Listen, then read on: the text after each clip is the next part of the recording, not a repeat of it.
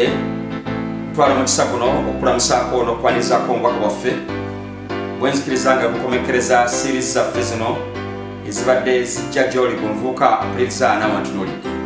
Njagala kwebaza kubanga ozze ng'otambulira munange okuyita mu nnaku ezo n'omunaana. Kwebaza obubaka bw'obadde oweereza ne byonna okuddamu kuwona ebibuuzo by'obuuziza ate si kyokka n'okuteeka mu nkola by'obadde oyiga. Ate okoze kya muwendo okubanga obadde obiweereza omuvubuka n'oyo n'aweereza neera. Tekinologi bwe yajja ekyatuyigiriza. Senga mbadde n'obudde nandibadde njigiriza ku nsonga eno naye basibo ne banyabo Mukama yateekateekanya mu nnaku zino ezisembayo ne yalaba malayika mu bbanga liggulu ng'atwala enjiri mu buli ggwanga n'ekika n'olulimi n'abantu. This is the way to go. These are waves which we have been prophesied that we have to adopt technology in order to advance the gospel in all areas of the world. I want to thank you for being a good listener and also practicing what you have been learning ever since we started on this series. Njagala Mukama akumpere omukisa.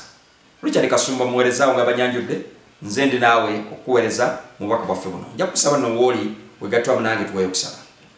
Katonda affe omwagala obulungi ow'ekisa weebale. Bw'atusembesezza okuyita mu series zino okutuuka ku eno esembayo ekomekereza. Tuzze nga tuyigira ku bantu ab'enjawulo. Nsaba Mukama ne mubaka buno ate okuwaatira ddala kulamba omusajja oyo n'omuwala oyo okulanga obulamu bwe buseeseetuka okuva ku ddaali abaddeko yeeyongera okukusembera akuyigireko era atambule akolenga bw'oyagala ku bwa Yesu Kristo Mukama waffe. Amiina. Obubaka bwe ngenda ogabana naawe muwadde omuntu ogamba nti labira ku Yesu. Senga mulembe guno nnyinza okwogera nti ono ye people power waffe. Ono kaakati bassebo ne bannyabo ye musajja eyatandika mission egenda okukyusa ensi yonna.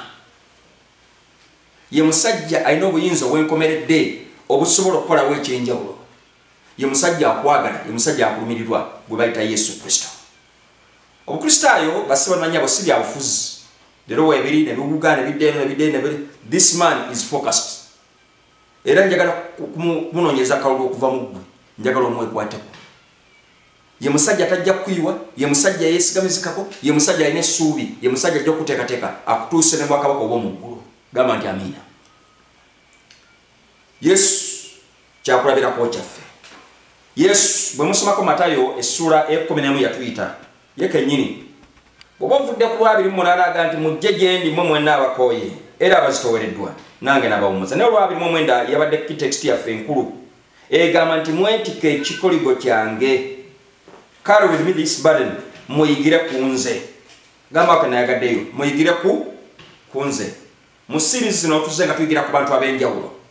So nga ne Yesu Kristo ng'omusajja yabeera ku nsi kuno nga muvubuka tulina kinene kye tumuyigirako. Y'ensonga lwaki bassebo ne bannyabo tuyinza okumwesigamako, tuyinza okumuyimirirako ntugamba nti yes, he is our role model, he is our example, he is everything in life. Bible wegandi mu musana gwansi, we cannot give our own light. In physics, I'm a physics teacher and as well as mathematics. Nina kye nategeerayo kikino. Ono no science atandikira ne mu primary. Nga batugamba bwabeeranga batugamba nti omwezi bwe gwaka. Ffe nga tulowooza nti omwezi ye gwaka naye nga si ye gwaka. It's just a reflector. Naye gufuna light yago from where? From the sun. In the same manner, we Christians, we are just reflectors.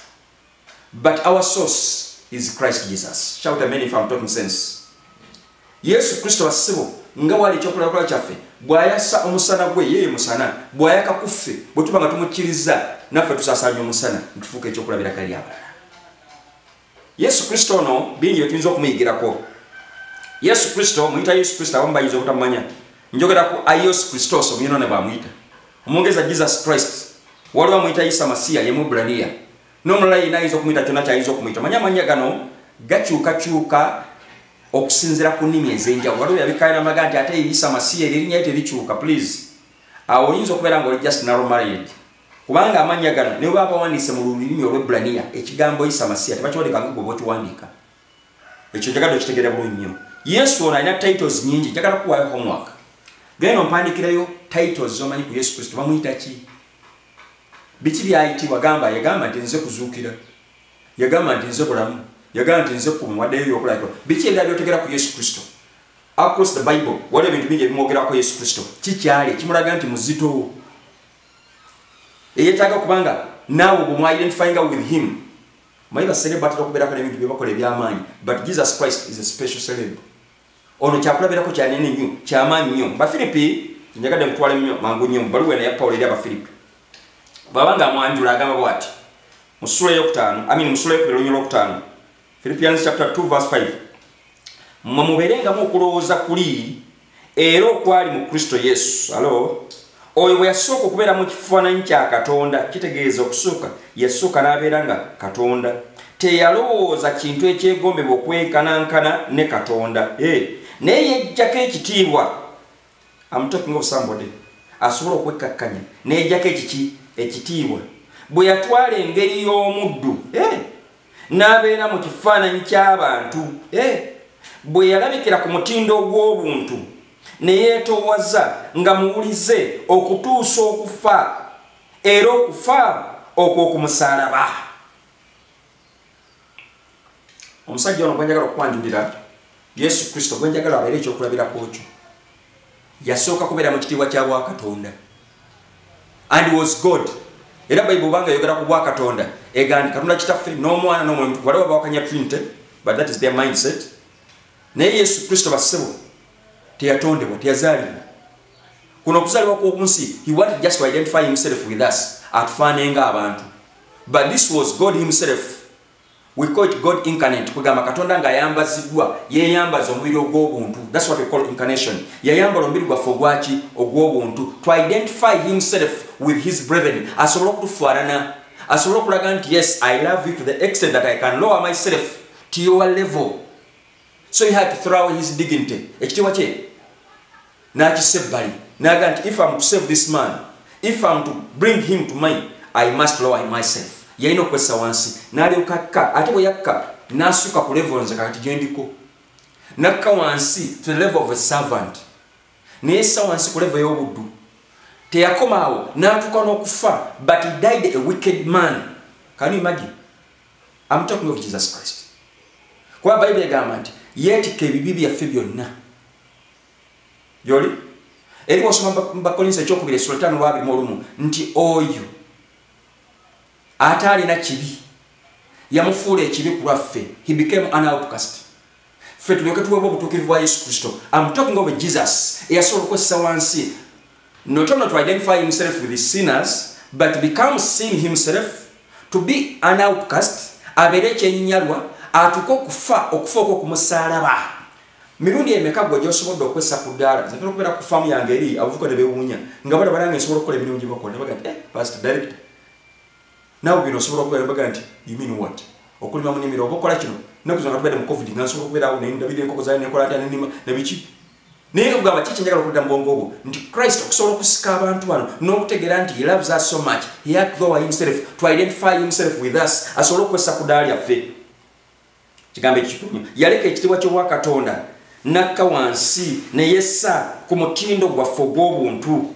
Number 2 yazaalibwa ng'omwana bw'ayandizaayiddwa n'azaalwa ekyovula nga yeeyogerako nti omwana w'omuntu yajja okunoonya ekyabula. Omwana w'omuntu lwaki eyita omwana w'omuntu? Kitegeeza he wanted to be a social person. Yandibalaga nti nze ndi Katonda mbeera eri. He could always live in isolation. No, naye yessa wansi. Njagala abavuka tubeeko kye tuyiga nti ebintu ebimu bye tukola we need to lower ourselves. Tulina okukakkanako. Leka kweyogera nze nasoma nnyo omanyi nze nga PhD omanyi nze kino ndi bwe kiti. Yes, thank you very much but lower yourself. Kakkana beera omuntu w'abantu. Yesu Kristo yafuuka omuntu w'abantu kyovulanga ebintu ekika tayagala kweyita mwana wa Katonda tayagala kweyita Katonda obulaga nti omwana w'omuki mwana w'omuntu. Lwaki? Kubanga yajja afaane ng'abantu. Wuliriza ekigambo kikino ekikulagira ddala nti yakikolera ddala Matayo 3:13 kikino kyagenda okukola ekyazimuukiriza ne Yokaana n'aga nti what's this happening?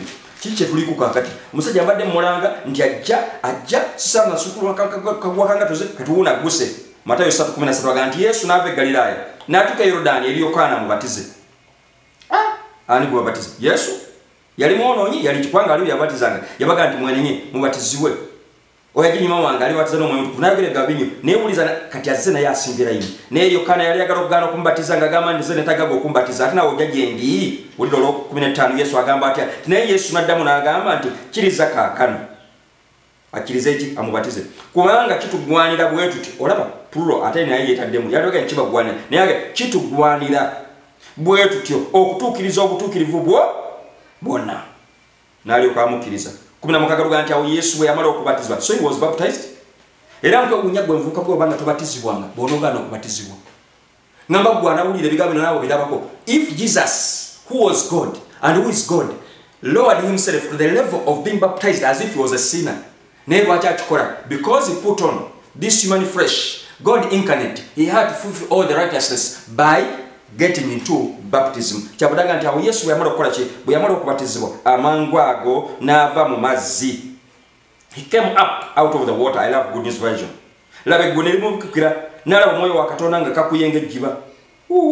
Labe eddoboozi ne likalisinzira mu ggulu nga ligamba nti oyo mwana wange gwe njagala era gwe nsanyukira. If you go to that level, I'm going to tell you, God is going to appraise you. He's going to declare you as his son and daughter. Amen? Subira nga mvuka gwe wanjagala oyitibwa mwana wa Katonda. Why can't you lower yourself to the level of Jesus? If Jesus was baptized, who are you? Nanyikuba maza ate agayodani agawunya. Nema ntumusoma keri mu baseka bake ekyo kwesura 5 yali yali tulugezigezi etali amazi gatukula, but Jesus accepted to be baptized moreover in that water of Jordan. Baseba gamalala abavuka tulina amalala mangi mwina amapati mangi mwe wasiro obuyigirize no omulaba avuga akamotoka kamukoka na ulanga kitivu nnyo, but Jesus lowered himself. Nabirawo naye nga ayagala kulabanga akulaga ekyo kulabirako.